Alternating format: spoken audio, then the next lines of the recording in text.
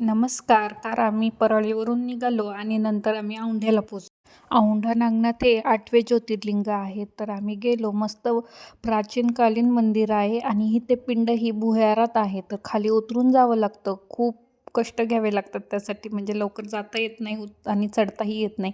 नंतर आम्ही गाभाऱ्यात बसलो. कानाची तिथेही मस्ती चालू होती. आणि ही पिंड आहे, ही जसजशी मोठी होणार आणि त्या भिंतीला टेकली की ह्या सृष्टीचा विनाश होणार असं आहे. आणि तिथे नाग येतो आणि ती जी सजावट असते ती सगळी विस्कटून जातो रात्रीतून. आणि त्या नागाला दूध पाजण्यासाठी पण गाय तिथे येते असं म्हणतात सगळे. आणि त्या नागाची कात पण तिथे ठेवलेली आहे, त्यावरून समजू शकतो आपण. आणि नंतर आम्ही पोचलो लोणीला सखाराम महाराजांना. तिथे यात्रा होती आणि आम्ही दर्शन घेतलं. तिथे कानाने खूप मस्ती केली. नंतर आम्ही गेलो लोणार सरोवर पाहायला. लोणार सरोवर हे महाराष्ट्रातील खूप मोठं खाऱ्या पाण्याचं सरोवर आहे. असं संपला दिवस. बाय.